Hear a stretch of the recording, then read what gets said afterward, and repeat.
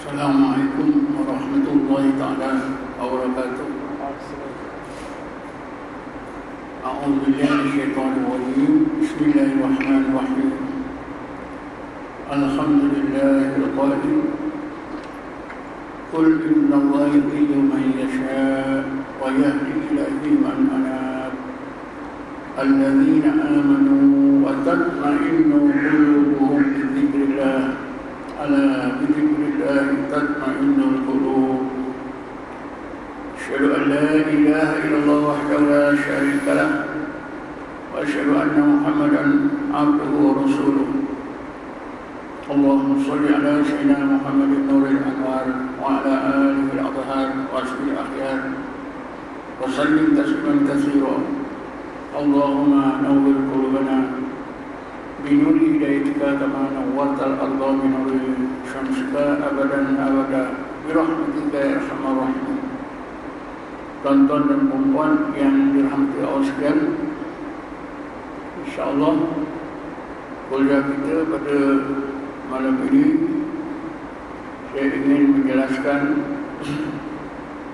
apa yang dimaksudkan di dalam ayat 28 surah Ar-Ra'd yang telah pun saya bacakan tadi. Ayat 28 surah Ar-Ra'd, Allah berfirman, Alladzina amanu wa tatma'innu qulubuhum bi dzikrillah, ala bi dzikrillah tatma'innul qulub. Yang saya nak terangkan ialah konsep wa tatma'innul qulubuhum bi dzikrillah. Hati tenang dengan zikrullah. Jadi saya akan terangkan konsep ketenangan hati dengan zikrullah. Ungkapan ketenangan hati dengan zikrullah atau hati tenang dengan berzikrullah memang kita selalu dah dengar.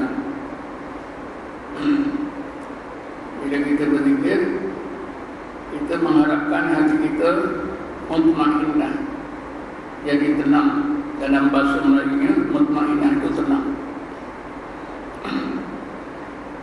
Jadi macam mana zikrullah ini boleh bila dilakukan oleh seorang boleh mencapai ketenangan hati.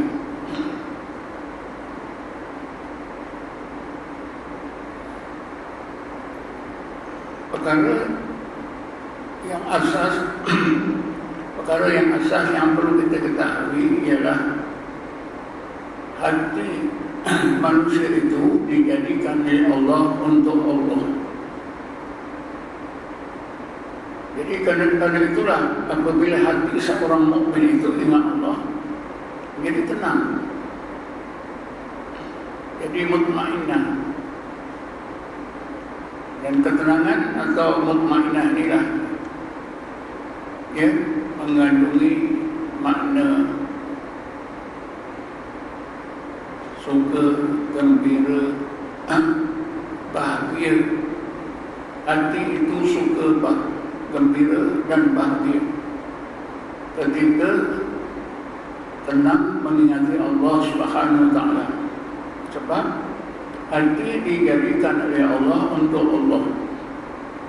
Jadi bila ingat Allah, hati jadi tenang. Macam juga kita ni ada selera makan.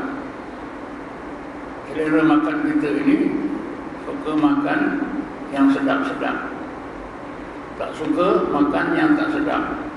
Jadi bila kita dapat makanan yang sedap, puaslah selera kita. Telinga kita dijadikan oleh Allah untuk mendengar yang baik-baik, yang merdu. Kalau telinga kita dengar yang merdu, yang baik-baik, maka telinga kita ni jadi gembira. Orangnya jadi gembira. Mata jadikan oleh Allah untuk melihat yang cantik-cantik. Kalau melihat yang bodoh yang buruk-buruk tak sedap, tak bahagia. Ya, begitulah seterusnya, kata Imam Ghazali. Ini bukan pandangan saya, pandangan Imam Ghazali. Jadi oleh kerana hati itu dijadikan oleh Allah untuk Allah, bila hati itu benar-benar mengingati Allah, maka hati itu tenang, bahagia, suka, gembira. Sebab itulah salah satu rawatan orang yang berada dalam sakit tekanan, salah satu caranya ialah kita ajak dia berzikir, mengingati Allah. Kalau tak boleh berzikir, kita ubatkan orang ini dengan zikrullah. Bila kita ubatkan dengan zikrullah, insya-Allah hikmah zikir itu akan sampai dalam hati. Maka hati orang yang tertekan tadi akan jadi tenang.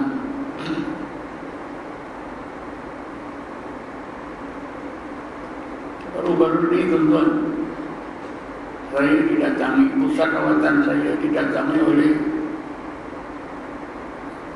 satu keluarga umur 60-an. Dia mengadu anak lelaki dia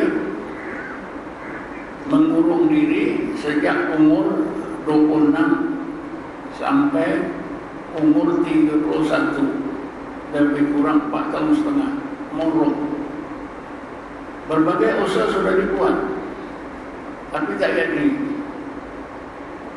Bila ibu ni mengadu pada saya, kata saya, ibu dan ayahnya mengadu pada saya ajarkanlah. Kamu sebagai mak bapak, semayanglah taubat. Mungkin anak ini jadi begini kerana kesalahan kita, dosa-dosa kita atau dosa-dosa dia. Bayanglah taubat rakaat yang ringan, minta kepada Allah supaya Allah ampunkan dosa-dosa yang telah dilakukan. Terus termasuklah dosa si anak.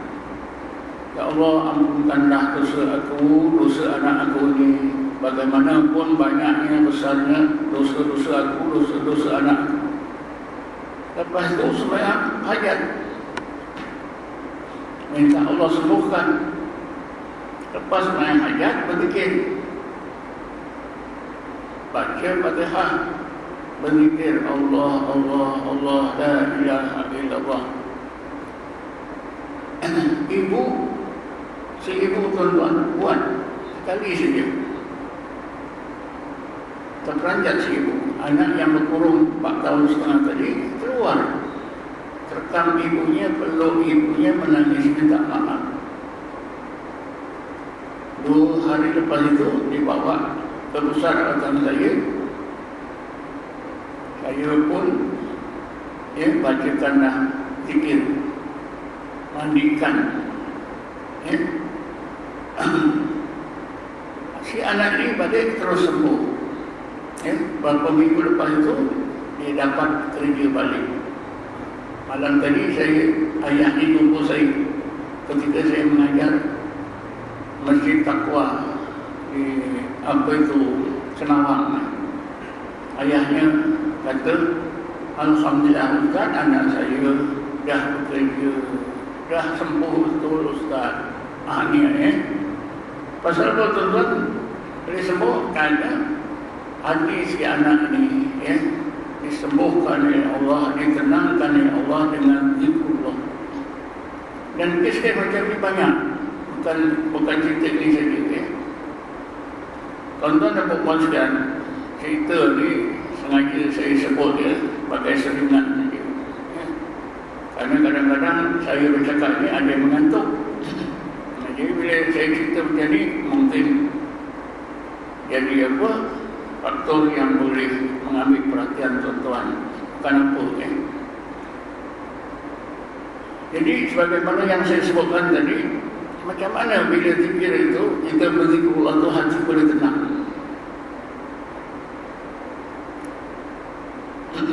Selain daripada apa yang saya sebutkan tadi, tabiat kejadian hati itu memang untuk Allah. Bila ingat Allah, maka hati jadi tenang. Tapi macam mana seorang itu boleh berzikir sampai tenang hati? Jawapannya ialah apabila seseorang mukmin itu dikurniakan oleh Allah, dikurniakan oleh Allah amalan zikir.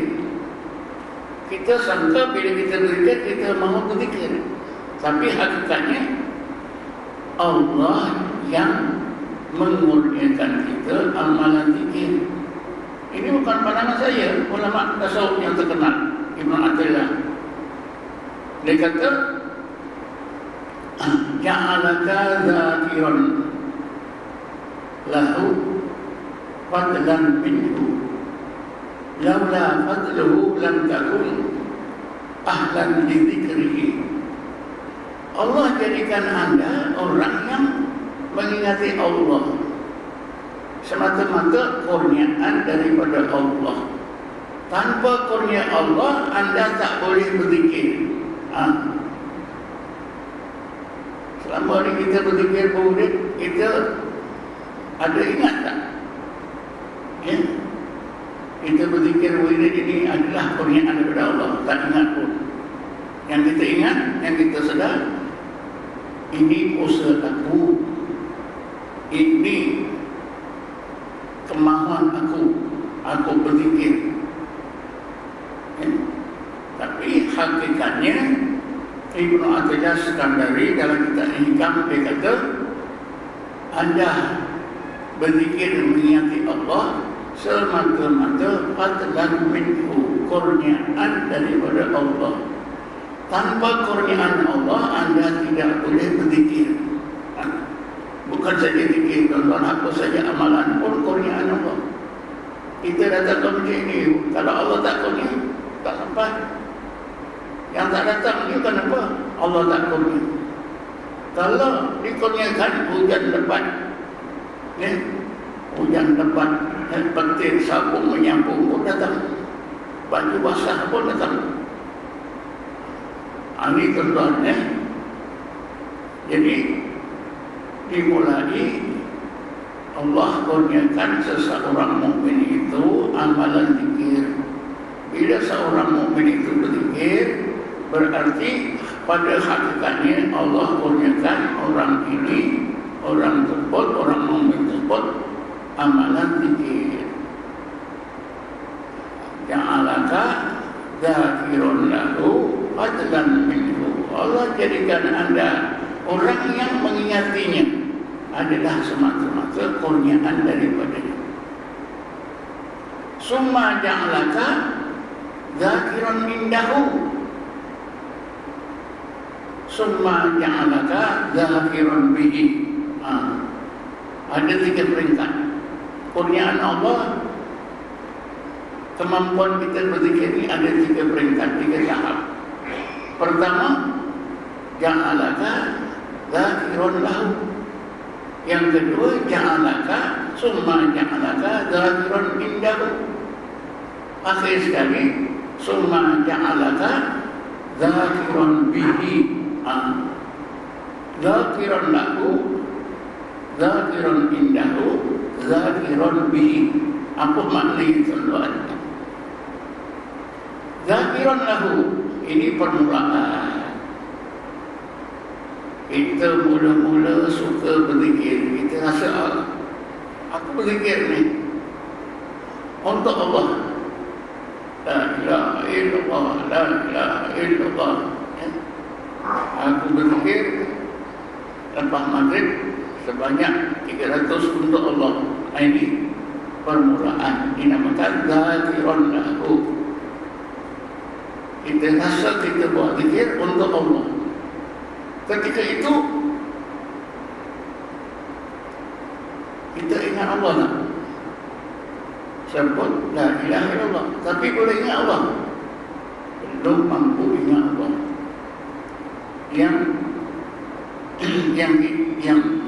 Yang boleh dibuat hanya kita mengingati Allah untuk Allah. La ilaha illallah, untuk Allah. Allah. Tapi tuan-tuan, lama kelamaan Allah tingkatkan zikir kita ini ke tingkat dzakirun indahu.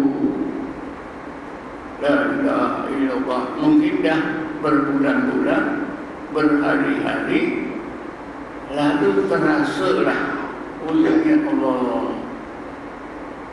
Disebut Allah, Allah, Allah, Allah. Sudah berhari-hari. Permulaannya tak ingat pun wujudnya Allah. Tapi bila sampai ke tingkat dzakirun indahu, dia terasa wujudnya Allah. Dan dia terasa dia berzikir itu adalah kurniaan Allah. Maknanya peringkat kedua ini lebih baik.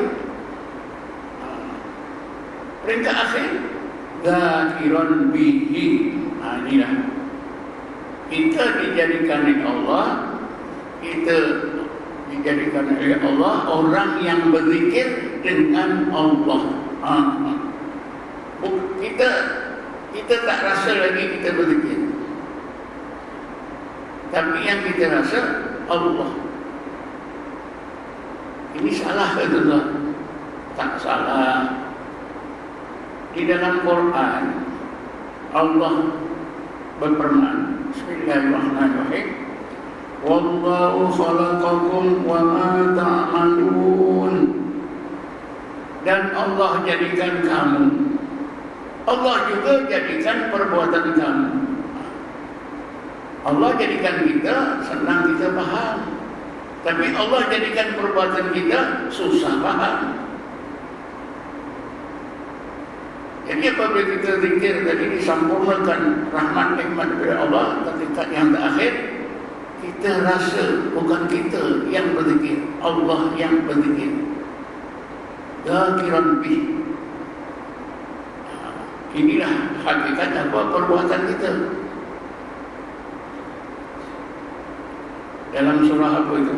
Suratul Mulk. Bismillahirrahmanirrahim. Awalam yara ila at-tayri fawqahum safatin wa yaqbid ma yumsikuhunna illa ar-Rahman. Mengapakah mereka itu tak tengok, tidak renungkan burung yang terbang di atas kepala mereka, kembangkan sayap, kinjaukan sayap? Tidak ada yang menerbangkan burung itu kecuali Allah yang sifat Rahman. Yang kita nampak sayap kiri kanan burung, kembang kencuk.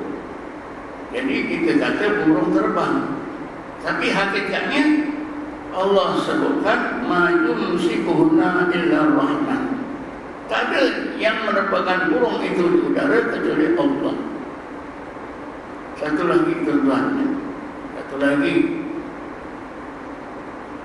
cerita dalam Quran supaya kita yakin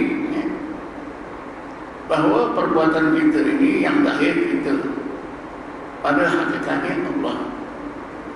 Dalam perang Badar, tak salah saya, semua kita tahu perang Badar berlaku pada tahun 2 Hijrah. Tentera Islam menang. Tentera Islam menang dan dapat membunuh ramai orang-orang kafir Quraisy. Sesudah tamat perang, tentulah orang-orang Islam, tentulah tentera Islam kata, aku dapat bunuh tadi si fulan. Sahabat lain, aku dapat bunuh si fulan, aku dapat bunuh si fulan. Turunlah ayat Quran. Bismillahirrahmanirrahim. Falam taqtuluhum walakinna Allah qatalahum. Wahai orang-orang yang beriman, bukan kamu yang membunuh tentera kafir di medan perang tadi, bukan kamu. Walakinna Allah qatalahum, akan tetapi hakikatnya Allah yang membunuh. Dalam perang itu juga apa itu dikatakan Nabi Muhammad ada memanah musuh satu riwayat lalu kenalah sasaran orang kafir. Allah juga sebutkan ujung ayat ini, wa ma ramaita id ramaita walakinallaha rama. Ya Muhammad, bukan engkau yang melepaskan anak panah, bukan engkau yang memanah musuh, tapi hakikatnya Allah lah yang memanah. Inilah tuan-tuan, cerita-cerita ini semuanya boleh membantu kita, meyakinkan kita bahawa bila kita berzikir lama-kelamaan sampai tingkat yang terakhir diistilahkan zakiran bi. Sebab itu orang yang berzikir biasanya dia berdoa, ya Allah, jadikanlah hati aku ini zakiran bika. Ya Allah, jadikanlah hati aku ini sentiasa berzikir dengan kodrat iradahmu. Jadi tiga tingkat ini, tiga tingkat zikir yang merupakan tingkat pertama, kedua, yang terakhir itu semuanya kurniaan Allah. Apabila kita dikurniakan Allah ke tahap yang terakhir, zakiran bihi, ketika itulah hati kita baru tenang. Sebab itu ramai orang zikir, mula-mula semangat zikir ramai, beratus orang. Tapi beberapa hari, beberapa minggu kemudian dah kurang. Pasal apa? Tak ada pun ketenangan. Tentulah tak ada ketenangan. Baru peringkat permulaan, zakiran lahu. Susah payah. Sebab itulah tuan-tuan, seseorang itu bila berzikir hatinya jadi mutmainah apabila Allah kurniakan tingkat zikir yang ketiga, zakiran bihi. Orang tersebut berzikir, dia terasa dengan kodrat dan iradah Allah. Hilang usaha dia, hilang daya diri, semuanya daripada Allah Subhanahu wa Ta'ala.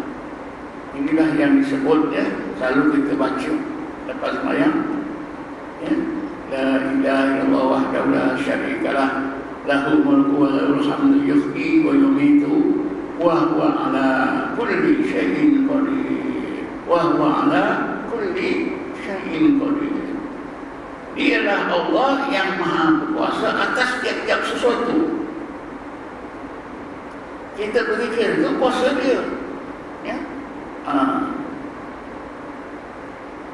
Ini kita lihat dari satu suku.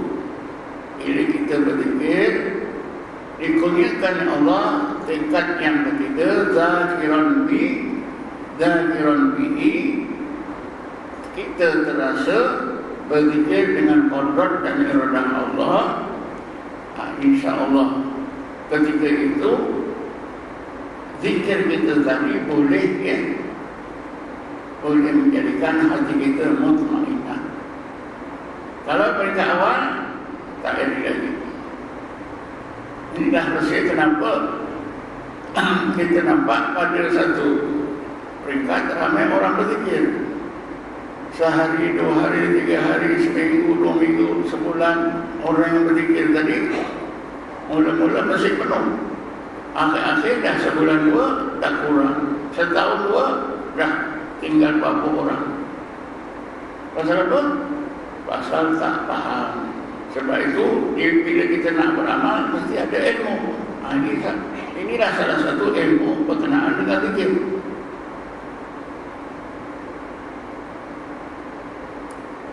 Dari sudut lain tuan-tuan, orang yang berzikir itu hatinya akan dihidupkan oleh Allah.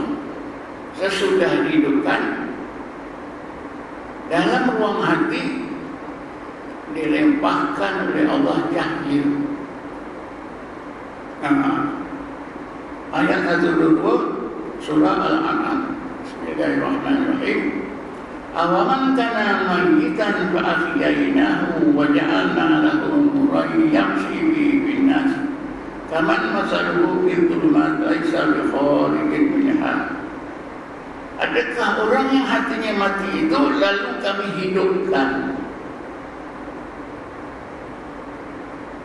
Sesudah kami hidupkan, wa ja'alna lahu nuran, kami jadikan dalam hati yang hidup itu nur. Hidupnya hati itu dengan apa, tuan-tuan? Dengan zikrullah. Sebab Rasulullah bersabda, masalul ladzi yadhkuru rabbahu wal ladzi la yadhkuru rabbahu kamasil hayyi wal mayyit. Kamasil hayyi wal mayyit. Bandingan orang yang sentiasa ingatkan Tuhannya Allah dengan orang yang tak ingatkan Tuhannya Allah, seperti orang yang hidup dengan orang yang mati. Man kana mayyitan fa ahyaynahu. Adakah orang yang hatinya mati itu lalu kami hidupkan? Sesudah kami hidupkan, kami jadikan dalam hati yang hidup itu nur. Adakah orang tersebut sama dengan orang lain yang hatinya tetap mati, berada dalam kegelapan? Yang tak sama. Jadi tuan-tuan, dengan zikir tadi dilihat dari satu sudut lain, hati yang mati boleh hidup. Dah hidup dimasukkan oleh Allah dalam hati yang hidup itu cahaya. Cahaya ini kan tuan-tuan yang menjadikan hati itu jadi berubah daripada menggelapah, daripada tertekan jadi tenang. Kemudian cahaya ini menurut Ibnu Athaillah ada 3 jenis. Dimulai dengan cahaya yang setakat menghidupkan hati. Cahayanya tak berapa terang. Ini dinamakan, disebut sebagai nur atau warid intibah. Warid intibah, nur intibah. Cahaya yang bila dimasukkan oleh Allah dalam ruang hati, hati yang mati jadi hidup. Oleh kerana mungkin kita tak pernah mengalami menerima kurniaan daripada Allah, nur intibah dalam hati kita, maka kita tetap bertanya-tanya, macam mana? Adakah betul? Yang betul, tuan-tuan. Kemudian tuan-tuan, kata Ibn Athaillah, lama-kelamaan kalau orang ini terus berzikir, cahaya yang Allah limpahkan dalam hati tadi, nur intibah tadi atau warid intibah, diterangkan, dibenarkan lagi oleh Allah kepada apa? Nur al-khudur. Khudur itu dalam hati Allah sudah kuat diingati dalam hati. Nur khudur. Semakin tenang tuan-tuan, bila dapat cahaya kedua ni, hati semakin tenang. Akhir sekali cahaya ini disampurnakan oleh Allah dengan nur al-wisal. Cahaya yang menyampaikan hati itu kepada hakikat dan ma'rifatullah, atau menyampaikan orang tersebut ke tingkat ihsan. Ketika itulah manusia yang berzikir itu benar-benar, hati manusia yang berzikir itu benar-benar berada dalam keadaan tenang, mutmainnah. Inilah yang disebut, yang dimaksudkan bahwa tatma'innu qulubuhum bidzikrillah, ala bidzikrillah tatma'innul qulub.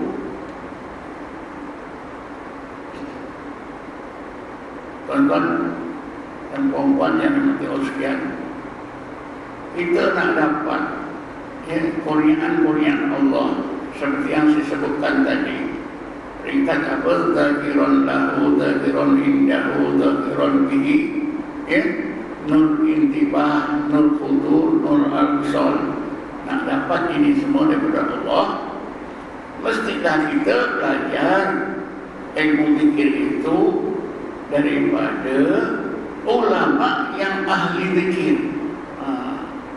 Bukan boleh kalau saya duduk bersila zikir sepanjang hari, tak cukup sehari, 2 hari, tak cukup 2 hari, 3 hari, tak cukup seminggu, 1 bulan. Tak jadi, tuan-tuan. Nanti didatangi oleh iblis. Iblis ngajak kita. Iblis datangkan apa? Dalam hati macam ketenangan, tapi ketenangan yang palsu. Iblis boleh, tuan-tuan.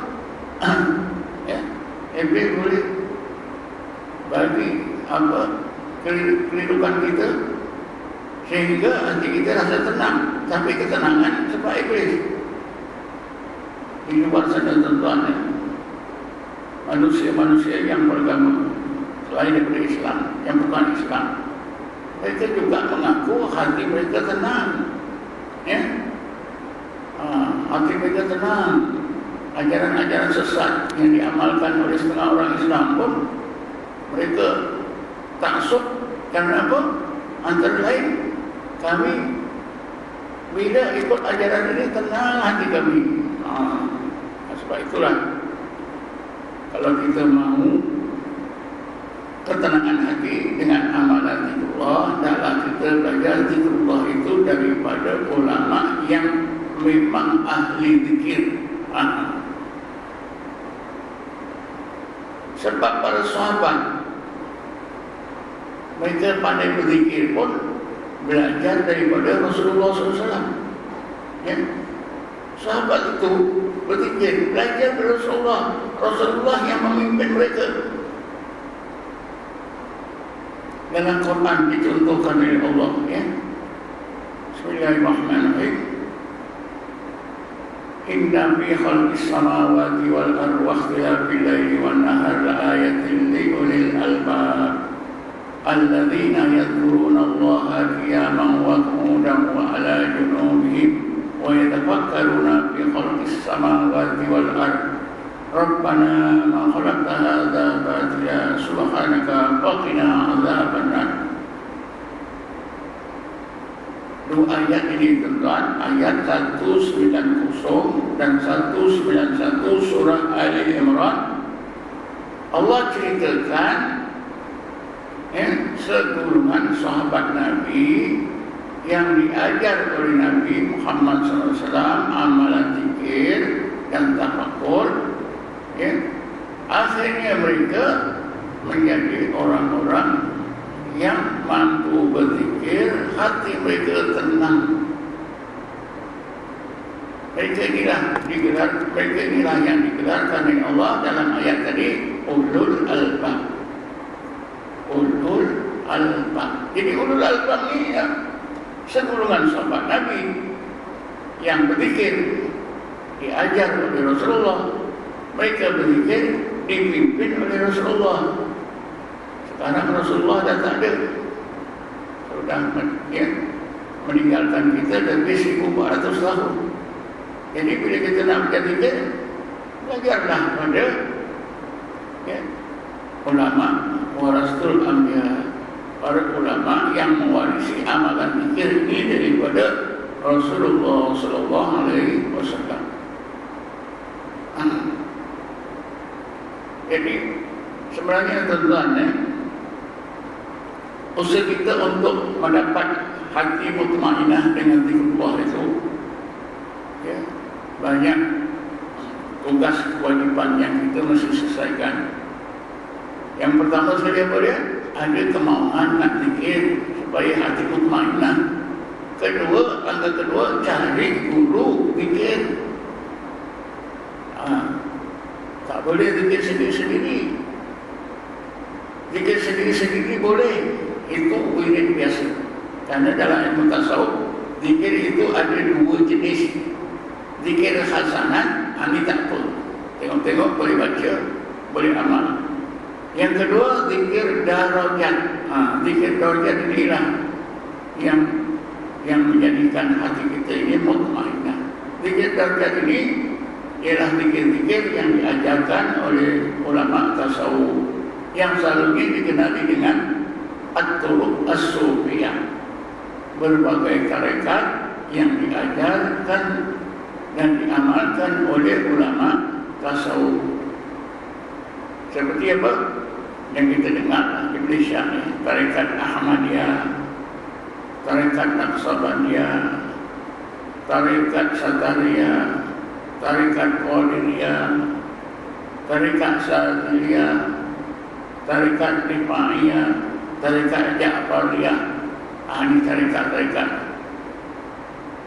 Jadi tarekat-tarekat ini sebenarnya berasal daripada Rasulullah SAW, ya?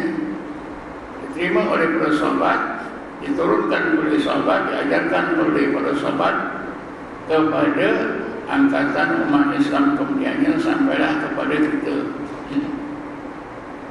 Terkasih tuan-tuan, ya, kalau kita mau berzikir sehingga hati kita ini mutmainnah dengan zikrullah, ya, wa tatma'innu qulubuhum bi dzikrillah. Hendaklah kita belajar zikir dalam ilmu mereka. Masa bang dah sampai, jadi kita simpulkanlah, ya, simpulkan satu-satunya amalan yang boleh menjadikan hati kita ini tenang yang disebut oleh Allah dalam Quran ialah zikrullah. Dalam ayat 16 surah Al-Hadid ada dua amalan yang menjadikan hati kita ini khusyuk. Hati khusyuk ini juga arti mutmainnah. Bismillahirrahmanirrahim. Alam ya'ni lil ladzina amanu an takhsha'a qulubuhum li dzikrillah wa ma nazala minal haqq. Adakah orang-orang mukmin itu merasakan masanya belum sampai untuk mengkhusyukkan hati bagi zikrullah dan membaca Quran? Baca Quran dan zikir, bila kita amalkan, hati kita boleh khusyuk. Hati khusyuk itulah juga bermakna hati kita mutmainnah. Cukuplah setakat ini. Wallahu a'lam. Assalamualaikum warahmatullahi wabarakatuh. A'udzubillahi minasyaitonir rajim. Bismillahirrahmanirrahim. Wassalatu wassalamu ala asyrafil anbiya'i wal mursalin sayyidina Muhammadin wa ala alihi washabbihi ajma'in. Allahumma ighfir lana warhamna, Allahumma ighfir lana warhamna, Allahumma ighfir lana warhamna wa li abaina wa ummahatina wa ikhwanina wa akhwatina wa li mu'allimina wa masyayikhina wa li dhil huquqil wajib alaina wa li jami'il muslimina wal muslimat wal mu'minina min rahmatika ya arhamar rahimin. ربنا آتنا في الدنيا حسنة وفي الآخرة حسنة وقنا عذاب النار. ربنا آتنا من لدنك رحمة وهب لنا من لدنك رشدا. وصلى الله على سيدنا محمد النبي الأمي وعلى آله وصحبه وسلم. الحمد لله رب العالمين. تقبل الله منكم.